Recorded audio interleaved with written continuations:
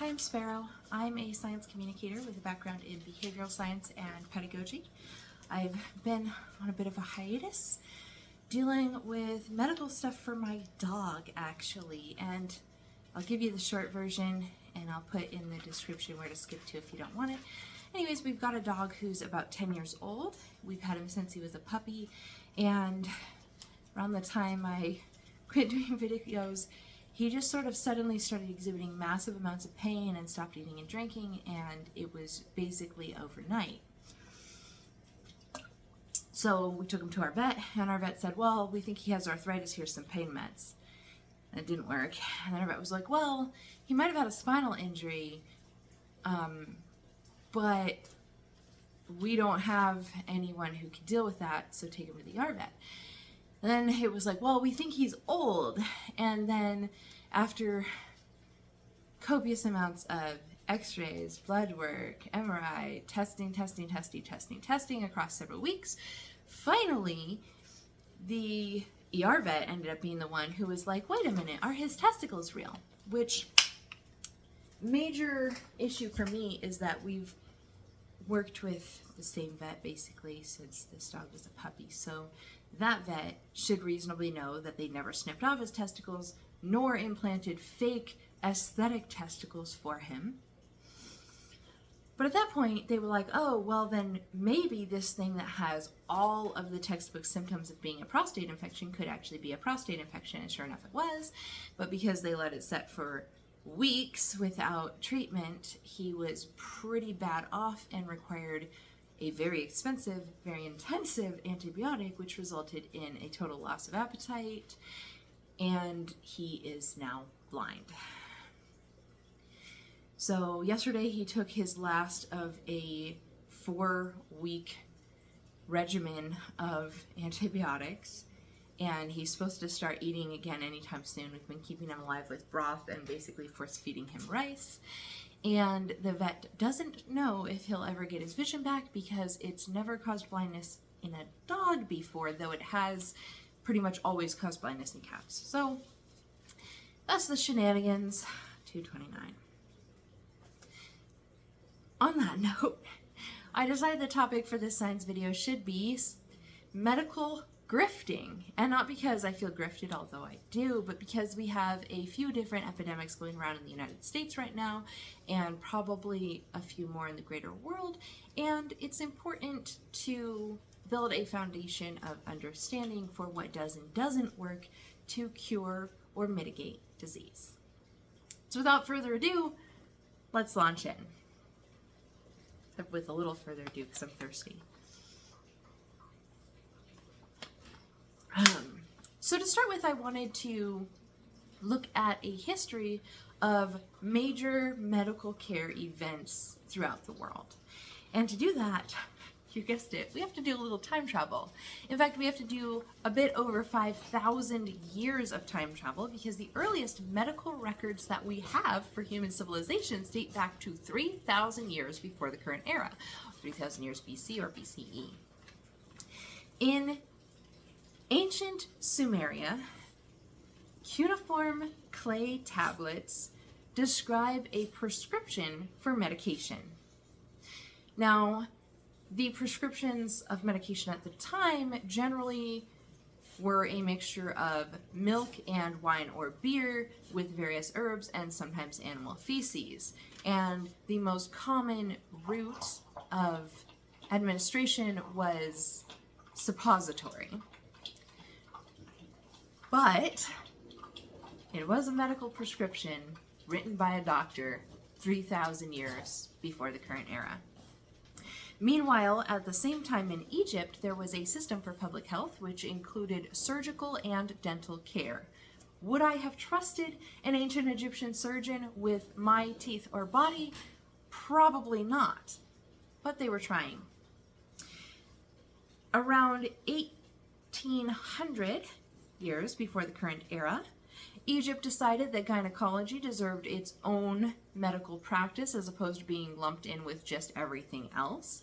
Around 1100 BCE, in ancient Babylon, they wrote a diagnostic handbook for recognizing signs and symptoms of specific diseases. And 600 BCE in ancient India, they created the single largest compendium of ancient diseases ever written. Pretty cool stuff. Moving past to the current era, or past the time of Jesus, which the Western world uses as the turning point of when we start counting numbers forward instead of backwards. In 200 CE, ancient Greece decided, instead of using their complex anatomy diagrams and all of their science they'd had up to this point, that they would all start believing that the human body was filled with 4 fluids called humors, which controlled everything from your personality to your lifespan. These humors, of course, being blood, phlegm, yellow bile, and black bile. Now, this was curious to me because obviously I had learned about this in school, and I assumed that this was like their first idea and then they came up with the smart stuff after, but it was the other way around. And this is the first major medical backslide that we have tangible evidence for in human history. The next major backslide, which has a caveat we'll get to, was in 400 CE or 400 AD, when Europe decided, instead of trusting physicians who had trained in other countries or apprenticed under other physicians, they would relegate all medical care to the church. Now, this was a backslide that ended up paying off in a way, because around the time that the churches took over medical care, nuns were invented, specifically by Saint Clare. Her parents had arranged to marry her to a man she didn't particularly like, and she heard the call of Jesus to marry him instead. I'm wording that humorously on purpose, but she was able to convince her parents that she should go to a monastery and live out her life as a female monk, the first of the kind. And shortly after, other women across Europe who didn't want to marry whoever their parents chose also heard the call of Jesus and began joining monasteries, to the point that independent monasteries for women, or abbeys, were created and nuns were officially a thing. Now, parents actually liked this because it was far more prestigious to donate your daughter's dowry to God than to just give it to some dude who would take her off your hands. And churches loved this because instead of just getting the few scraps of money people would give them during passing the plate, or the medieval equivalent, they were now getting entire dowries for women, some of whom were very well off and numbered in, jewels and gold rather than a year's corn harvest. With this newfound funding and the freedom of not having to pump out and raise babies, these women were free to do basically any hobby that they could justify as pleasing to God. And with the church being officially in charge of medical care, the best hobby was medical research, which included botany and studying animals and human anatomy and even surgery. As a result, medical care in England not just England, but the whole rest of Europe, after taking an initial plunge in 400 AD, began steadily improving while still being associated with various religious beliefs, most commonly Christianity, but there were many other beliefs in Europe still at that time. 600 CE, the Middle East invents ophthalmology, or the care of eyes, as its own separate field, rather than lumping it in with nasal, oral, and ear care. But in 632 CE, or AD, the Prophet Muhammad died. Now, the caliphate of the time decided this was a sign to focus on the more ethereal aspects of Islam rather than worshiping through research of God's creations, and so put the kibosh on further medical research. That, however, was short-lived because in 700 CE, Persia created the first dedicated medical colleges, and in 750 CE, the Abbasid Caliphate took over and said, no, we are going to do medical research. And in fact, we're going to do all of the sciences, and this marks the official start of the Islamic Golden Age, which if you have seen some of my other videos, it has come up before. In 800 CE, pediatrics was invented as a separate field from gynecology in the Middle East. In 1000 CE, Byzantia enacted the first successful separation of co-joined twins. So for reference, that was over 1,000 years ago. Pretty cool. In 1300 CE, the Italians decided they were going to make a hard shift back to science and use grave digging and human dissections to create the first accurate anatomy textbook for all of Europe. And 1500 CE marks the official shift as Europe took medical care back from churches and put it into the hands of trained medical physicians. In 1676, the first microscope was invented, and subsequently in 1677, the first germs, or animalcules as they were called then, were observed. Very shortly after this, people connected the dots and realized that germs caused certain diseases. And so between the 16th and 18th century, we saw a huge shift in the way medical care was conducted, including global trade of spices as medication, celebrity surgeons, hand washing, and the use of disease as a weapon. Now, I know that's all a lot, but I wanted to go through it to show the sort of cyclic nature or the wave of scientific advancements and then returns to superstitions, and then scientific advancements and then sort of woo-woo, right? Because this is something that is kind of hardwired into human nature, and I don't want people to feel stupid if they have been scammed, because most of us have. I am not exempt. When I was in middle school, I was sort of a clumsy kid, and so I did what any middle schooler in the early aughts would have done. I saved up my lunch money and gave it to a kid whose parents were sort of absentee so that he could use it to compensate himself for using his parents' credit card number to order a bracelet online that promised to improve balance, focus, mental clarity, and remove toxins from your blood. I wasn't the only one who fell for this. In fact, all of the teachers wore them, most of the kids wore them. There were people at the mall selling them, but the mall was a 3-hour drive, so we didn't go there very often. Every celebrity had one, people swore by them, and I was sure it would work. Plot twist, obviously it didn't. But it's just an example of one of the many tricks that medical grifters use to get your money.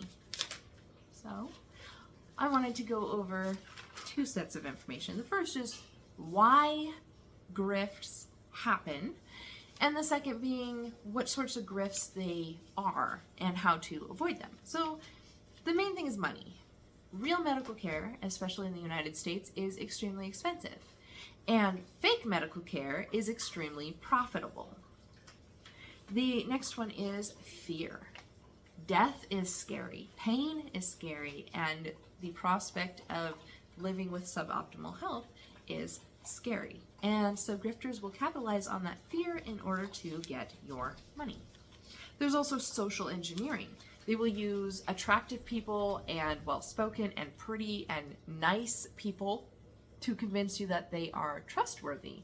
And for most of us that works because the way we formulate trust in our brains is not using the modern 20th century smart part of our brains, it's using the caveman part of our brains. And we figure that people who are nice to us are probably good people, and that's not always the case. There's also the education gap. And again, I don't want to give the impression that people falling for medical grifts are stupid, because that's not the case. The issue is that actual medical care requires decades of intensive and specialized education, whereas grifters capitalize on common sense notions and logic patterns that make sense if you don't have that background. They also will hijack the human brains being hardwired for story, as well as whatever buzzwords happen to be in the current vernacular. The last thing that grifters do is they use religion. And they don't use their religion, they use your religion. Grifters will present themselves as being associated or even an authority in the practice of a popular religion for their area in order to capitalize on that religion's authority over people and trick people into trusting things without question. So once again, it's not that the religion itself is the grift, same as it's not that lacking education is the grift. It's that people understand how these things affect you and capitalize on that. So for COVID, I wrote down an extensive list of all the specific grifts that were going around as a foundation for understanding the categories of grift that there were. And then I ran out of page and was like, dude, this is going to take a year to go through. So instead, I'm going to go through the categories themselves. And I realized that I dropped that page. So give me one quick moment and I'll be right back. Turns out my dogs ate it, but that's okay because I remember the majority of it. So the first and easiest grift that comes to mind is the bougie wearables. That's the grift I fell for as a kid with the silicone band. That's the grift a lot of people fall for with like copper socks or magnet bracelets. That's the grift of the 5G blocker necklace, various other necklace charms. Someone was selling like $4,000 leisure wear that was supposed to filter out the COVID from your skin. And all of this doesn't work.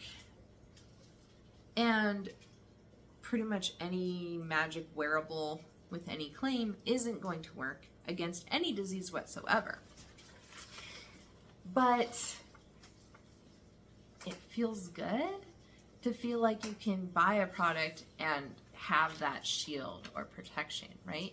And they capitalize on that, and then they also make them super expensive because if it works, it's got to be worth a lot of money. And so that price tag is actually part of the grift. The second one is the superior version scam. So a good example of this with COVID was red soap. So we all know that if you wash your hands with soap and water, you do twinkle twinkle little star while you're scrubbing it up, that's going to prevent you from catching a lot of diseases because your hands are clean and you're now not, smearing germs all over your food when you eat or poking yourself in the eye and whatnot. But the claim was that if you use red soap as opposed to all those inferior colors, you'll get like extra protection against COVID. Now this grift was kind of softcore because washing your hands with red soap does help, just not any more than any other color of soap. However, grifts like this can be dangerous and are always stealing your money for an overpriced product because they're making a false claim that their product is better than the alternative, and that can lull you into a false sense of confidence. The next one is the if it works for this, then it works for that. With COVID specifically, we saw this with all these alternative treatments like taking ivermectin or antibiotics or doing the nasal flush and whatnot, right? So people were like, well, yeah, it makes sense. If this will cure, if antibiotics will cure strep throat, then why wouldn't antibiotics cure COVID? Well, because COVID's not a bacterial infection. So what these ones do is they kind of have a two-pronged attack. They pick a product that you already know works for its intended purpose, so it's got that associated trust. But they also pick a product that how it works is not very well understood, and so you can be convinced that it's working when it's not. Ivermectin is a great example for this because Here in America, we don't typically test ourselves or treat ourselves for parasitic infections. Ever since the Spanish-American War, we've had some sort of food safety standards in place, and these have, for the most part, been increasingly more stringent. Our foods have to go through certain processing in order to be considered safe. There's certain preservatives that have to be added to classify it as shelf stable, and when growing vegetable food, it has to be watered with drinkable water so that if someone forgets to wash their vegetables, they won't die of listeria. All of these things make it highly unlikely, but not impossible, for an American to contract a digestive parasite. We also have various other safety standards that interact in other ways, and so parasites in Americans is rare, but not impossible. Because of that rarity, unlike in other countries where it's more common, Americans don't get tested for parasites, don't consider that parasites could be causing various mild to medium health concerns, and don't treat themselves periodically or at all for parasitic infection. For the most part, when an American treats themselves for a parasite, it's because they traveled somewhere and got malaria, or their pets gave them worms. What that means, though, is that there's an unknown but significant portion of Americans who do have parasites and just don't know it. And so when those Americans take an anti-parasitic medication thinking that they're trying to treat or prevent COVID or any other disease, they will experience an improvement to their health because that medication is doing its actual job and treating those parasites. Similarly, because of the cost barrier to medical care in America, many, if not most Americans, are dealing with low-level bacterial infections, including dental infections and things like strep throat that has just gone untreated and become asymptomatic. When those people take antibiotics, it treats the bacterial infection, which leads to an improvement in their sensation of health, as well as allowing their body's immune system to combat the viral infection. However, sometimes this scam isn't so benign. Sometimes the product being promoted as it works here, so should work there, is dangerous and or deadly. And a good example of this was the bleach gargle, or the Mercola nasal peroxide. For both of these, we have a product that's known to kill germs. You know that if you wipe bleach on a surface, it's going to be sanitized. And you know that if you pour a little peroxide in a cut, the germs will be killed. So it makes sense logistically to think that gargling or inhaling these things will kill germs in your body. The problem is that these materials have a really profound negative effect on your tissues.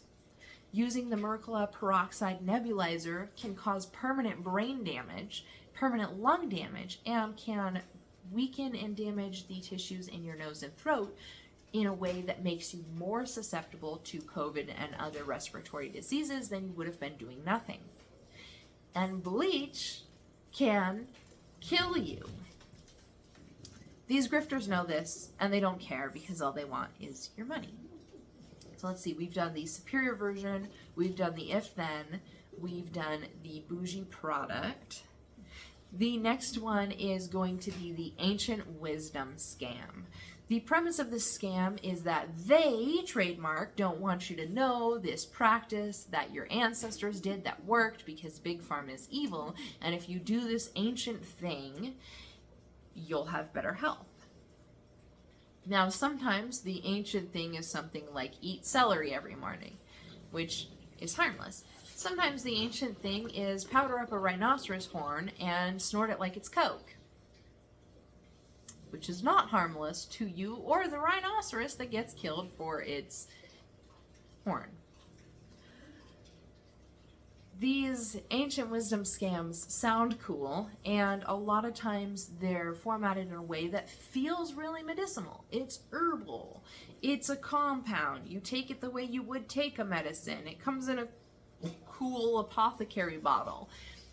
But they're not backed by science, and they're not effective. And some of them include materials that can be damaging to your health, like colloidal silver or arsenic. So you don't want to fall for that one either. If it worked, the big pharma that everybody fears so much would be making bank charging you way more than it's worth for it. The same way they'll charge you $100 for a 25-cent bag of saline, or $20,000 for happening to be under their roof for a night. The final scam, the final grift, is the religion-based grifting. So once again, I don't want to give the impression that I'm insinuating, implying, or stating that religion itself is the grift.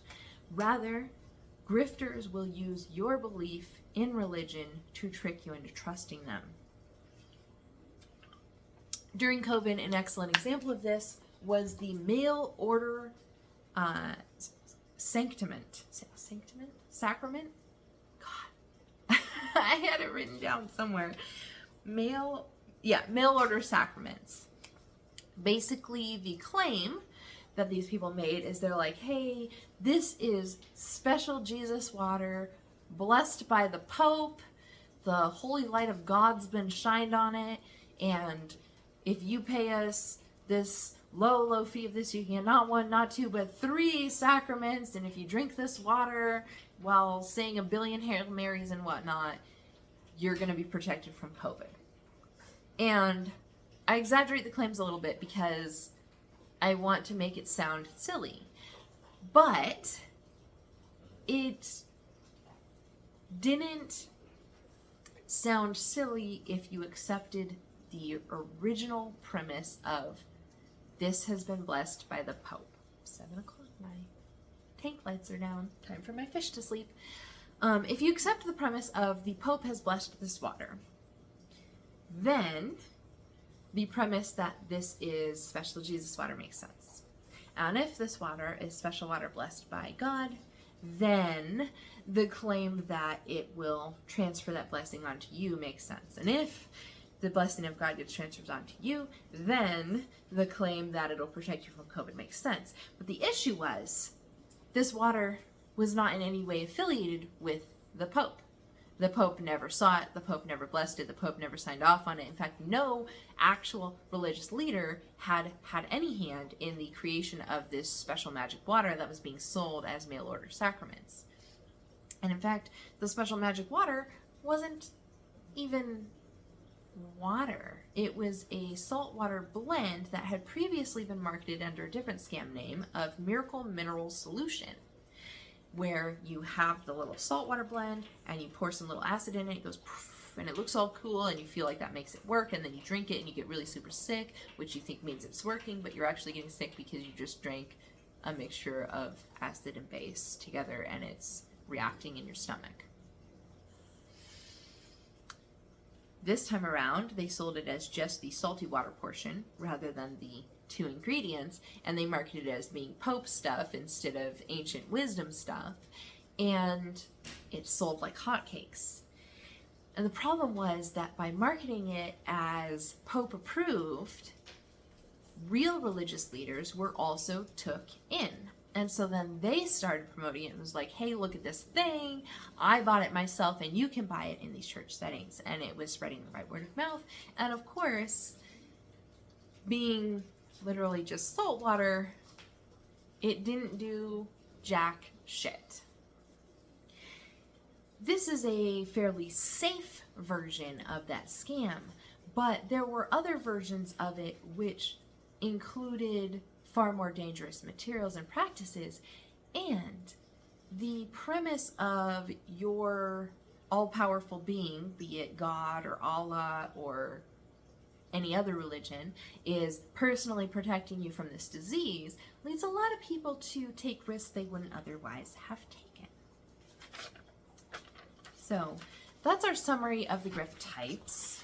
In summary of the whole video, I want to just remind everyone that these grifts are sort of an immortal and never-ending thing in human history, and that falling for them is also kind of a human occurrence, and that if you take a little time to question things and to really compare the latest medical science to this product that maybe sounds too good to be true, you'll be a lot safer from grifts that at best just steal your money, but at worst endanger your life.